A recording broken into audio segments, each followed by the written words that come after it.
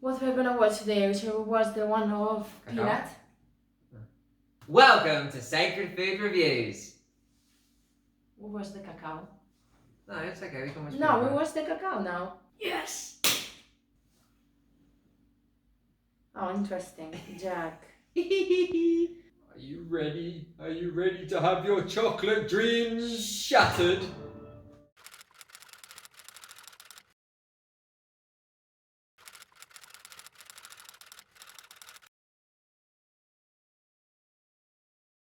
The whole earnings model of a chocolate company is farmer poverty, full stop. As long as the farmer is paying the price for our cheap chocolate, there's no way it can be sustainable. How can it be that this luxury item is actually rooted in poverty so dire that I almost consider it to be modern slavery? It's a pyramid scheme, and the farmer's at the bottom of the pyramid. At the other end of the pyramid are a handful of powerful companies you've probably never heard of. You're really just talking about a few companies who run this business. This is very difficult because they can do all they want. The journey chocolate must make from the bean to the bar is rife with corruption, violence, and exploitation. Nearly every player in this unique industry is trapped in the web of a complex and often cruel supply chain that keeps the profits far from those who need it most. Everyone in the industry knows it, but no one seems to know how to fix it. If you know what's going on in the beginning of the value chain, it's not possible to enjoy chocolate.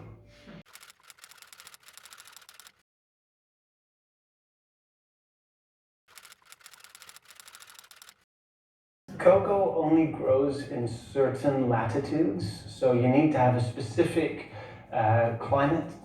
And those two countries over the last 40 years have become the two powerhouses of cocoa production. Tiny Cote d'Ivoire alone is responsible for 40% of the world's cocoa bean production. Wow. That extraordinary dominance of the business puts the country in a precarious spot.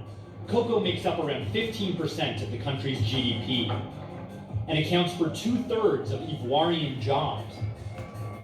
Sorry, I need to say something. I'm distracted. Obviously, most people can't be proud or they don't even think about it because they don't know where it comes from, and there's that disconnection. As soon as you know where it comes from, you can either be proud or feel disgusted or feel guilty, you know? Really fucking guilty. For eating something that's come from a place of slavery, exploitation. They might talk about something similar to fair trade, how effective stuff like fair trade is. Whether it's just a sticker on a packet that makes you feel better when you buy it, or actually there is something being improved. So when you buy it, you as a consumer, it makes you feel better, and because you believe in it, right? You trust that this sticker actually means that. But most of the case, it's just marketing. I don't think it's even about believing and trusting. It's like the fair trade takes on your responsibility rather than you take that, rather than you as taking responsibility for researching and then understanding. Not everyone has time for that, man. It'd be nice to be able to trust in certain companies. No? I'm just saying that in general we have this tendency to not wanting to take responsibility for our action. Sure. So we are happy if there is a company, if there is someone out there that tells us this is good. I agree that people don't want to take responsibility, but at the same time, you can't fucking trust anything nowadays. Anything that goes on is on a packet, I can't fully trust.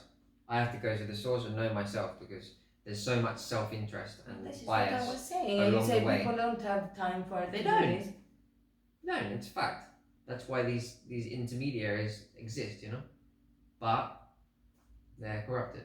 I mean, this is our life's work. Sacred food is it's our passion, it's our dedication. It's always been a thing for us, no? This strong connection that we have with food. But not everybody has that. It's not just about the connection with food. It's much more about a connection with ourselves. It's a lot about self-love. If I love myself and I take care of the food that I choose to eat every day. People that trust in a fair trade label, they are loving themselves, but they're trusting in something that's not real.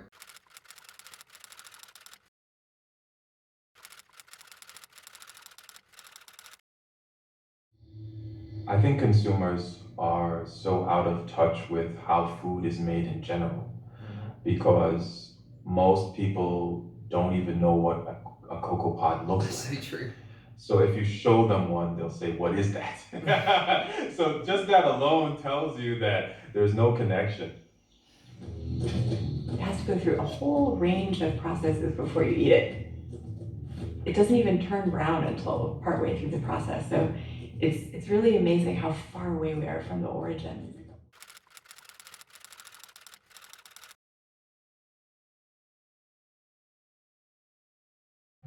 If you look at soy production, if you look at wheat production all over the world, you would be laughed at if you would still be growing your agricultural products the same way they did in the 1920s. But for cocoa, to a large extent, we're using a lot of the same techniques.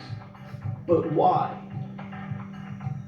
If you pay your laborers virtually nothing in West Africa, then there's not a lot of incentive to spend a lot of money on expensive machinery if you can do it with cheap labor.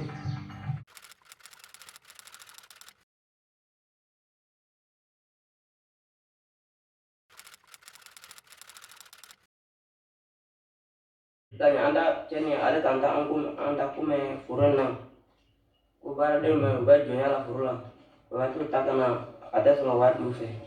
A British documentary recorded troubling testimony that children were being trafficked to work in West African cocoa farms, a modern form of slavery.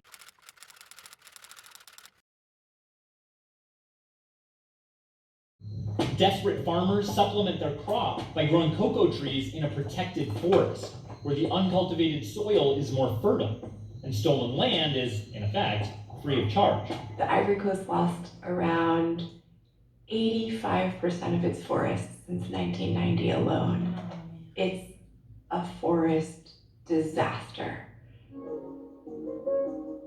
If you have a choice as a poor farmer between protecting the rainforest and feeding your family, then you don't have a choice. It's easy to sit here and watch this on a screen and say, oh, why don't I do this? So easy to, from the sofa, point and say, oh. So what's the point? Why we're watching this? It's a good question. Yeah, you tell me, why are we watching this? I mean, I asked myself, do I need this more information, you know?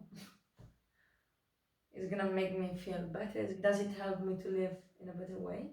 No, I think one important thing that you mentioned is that it's not about feeling guilty. It's not about buying less. It's about having an idea of actually how things are made, how things are produced, where they come from, and everything that goes into making that product possible allows you to appreciate what you're actually buying or putting into your body. You know, we have these luxuries. We can go to the supermarket and buy chocolate and enjoy the pleasure of it. And these people are struggling to survive growing it and sending it over here. So being able to appreciate that and just be grateful. This is what it took for you to have this in your mouth. That's what it offers, I think. And that's what we want to bring to the people as well through Sacred Food Reviews, Sacred Food TV. We're not involved in the process, we just get the final product. And that has just totally changed the way we connect to that final product. It changes everything. Boom!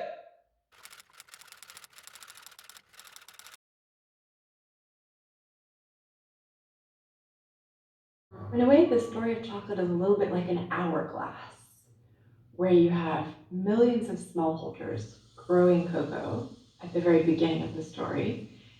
And at the end of the story, you have millions of consumers eating chocolate. But right at the center of the hourglass are a handful of extremely powerful companies. These companies are the cocoa traders. They really control the industry. The choices made by this handful of companies directly impact global cocoa prices and the millions of lives that depend on them. Every trader and every multinational I speak to always say, oh, but that's the world market price. We have no influence on that at all. But you buy a quarter of the world's cocoa beans. How can you not influence the price?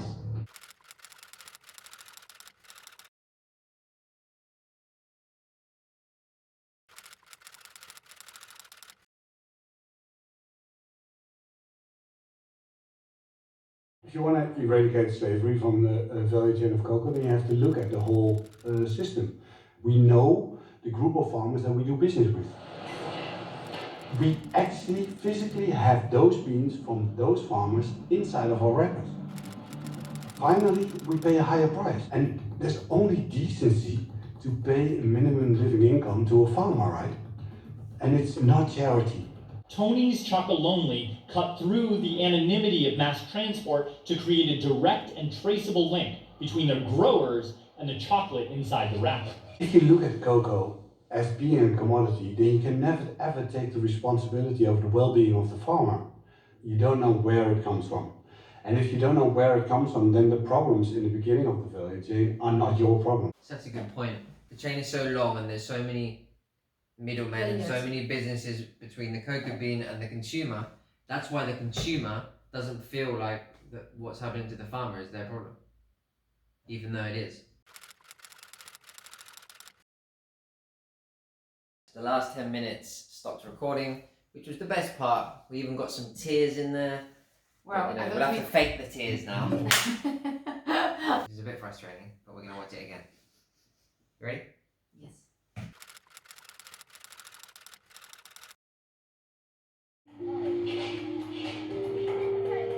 What I want really to change in this sector of cocoa is the distribution of the money, because it is impossible for us to change the price in London, in US. We have to make the change in the ground, and there will be a very impact in the price of London. We should employ him at Sacred Food. Like he is sacred food, right? What he's doing for the people, for the community. That the best thing that we can do to help people, to support people, is to empower them. And we empower people by sharing with them the knowledge that we have, you know. But it's not good for business. It's not. I'm not speaking for myself. I'm speaking for that's what businesses think. If they can get a bean at a low price because other people don't know what to do with it, that's good business. Just this is business for that old horrible mindset. If we want to try to make things different in this world, and right in this present moment, we should start running our business in a different way. Not making people slaves, but empowering them. I agree. That makes a different business, a more successful business.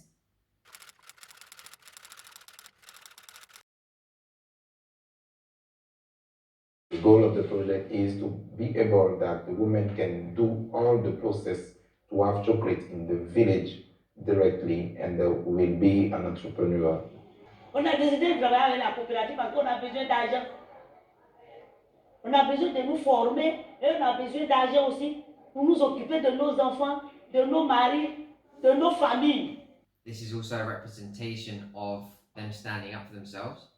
Like this guy saying, no, we can take our power back. We're going to take responsibility. We're not going to become a victim of our poverty, of how these people are treating us and creating slaves out of us. That's the victim mindset. He's saying, no, we can change this. We can spin it around. We can empower ourselves. We can learn, and we can make our own chocolate. Yeah. Like that's just a whole nother mindset.